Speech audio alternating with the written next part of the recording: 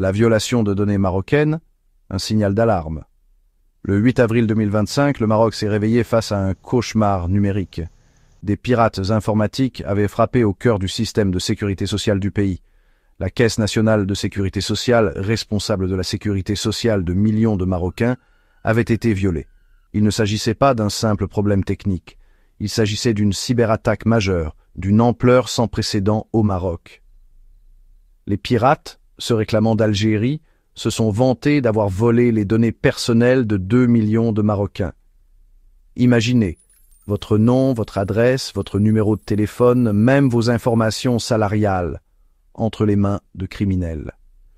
Pour des millions de Marocains, ce cauchemar est devenu réalité.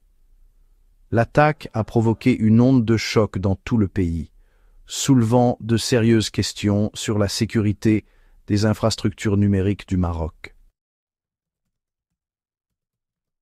Les pirates ne se sont pas contentés de voler des noms et des adresses. Ils ont touché le jackpot en s'emparant d'un trésor d'informations sensibles.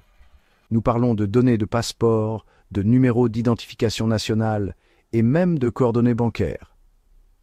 Pensez aux dommages que l'on peut causer avec ces informations. Usurpation d'identité, fraude financière, les possibilités sont infinies. Pour les entreprises, les dégâts étaient tout aussi importants. Les pirates ont volé des documents internes, des données d'enregistrement et des informations salariales des employés. Cette attaque ne visait pas seulement à voler des données, mais à semer le chaos. C'était une attaque directe contre le peuple marocain et son économie. La question que tout le monde se pose, qui ferait une telle chose et pourquoi? Le gouvernement marocain a rapidement condamné l'attaque, la qualifiant d'acte criminel commis par des partis hostiles. Mais les mots sont une chose, les actes en sont une autre. Le gouvernement a lancé des enquêtes, promettant de traduire les auteurs en justice. L'attention s'est immédiatement portée sur l'Algérie.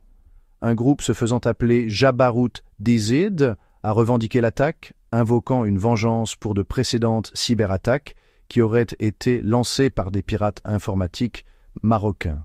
Cette revendication a été accueillie avec scepticisme par certains, tandis que d'autres y ont vu une nette escalade de la cyberguerre entre les deux pays. La vérité, comme toujours, est probablement plus complexe. Quel que soit le responsable final, cette attaque nous rappelle brutalement la vulnérabilité de notre monde numérique. Elle souligne également les tensions croissantes entre le Maroc et l'Algérie, des tensions qui débordent de plus en plus dans le cyberespace. Les relations entre le Maroc et l'Algérie sont tendues depuis des décennies.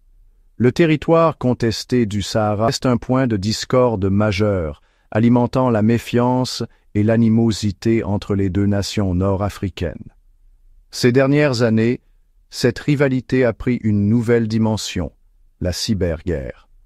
Les deux parties ont été accusées de lancer des cyberattaques l'une contre l'autre, ciblant des institutions gouvernementales, des médias et même des infrastructures critiques. L'attaque contre la CNSS, si elle a bien été orchestrée par des pirates algériens, représente une escalade significative.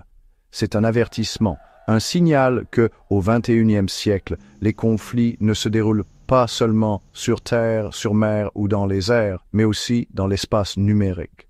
L'attaque a révélé la vulnérabilité des infrastructures numériques du Maroc et le potentiel des cyberattaques a perturbé la vie de millions de personnes. Elle soulève également une question inquiétante à l'ère de l'escalade de la cyberguerre. Qui sera la prochaine cible?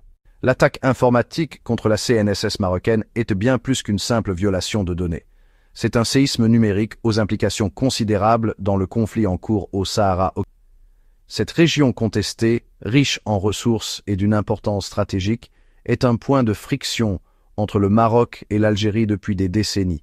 Cette récente offensive cybernétique, prétendument orchestrée par des pirates informatiques algériens, pourrait être considérée comme un nouveau front dans cette lutte prolongée.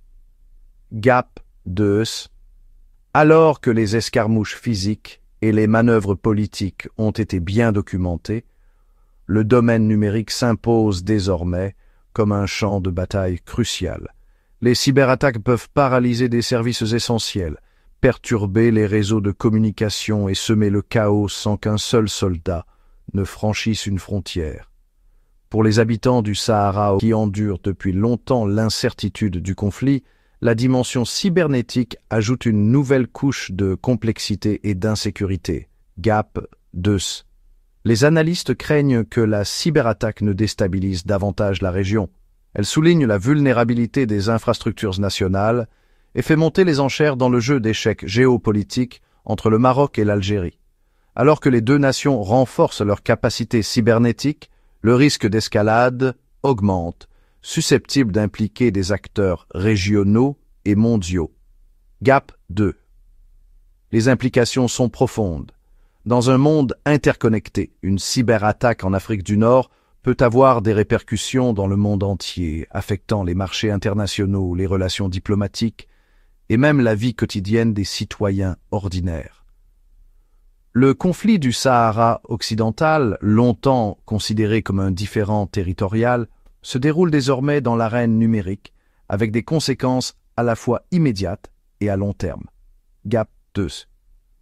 Alors que nous avançons dans le XXIe siècle, les leçons de cette cyberattaque sont claires. La cybersécurité n'est pas seulement une question technique, mais une composante essentielle de la sécurité nationale. La bataille pour le Sahara évolue et notre compréhension des conflits à l'ère numérique doit également évoluer.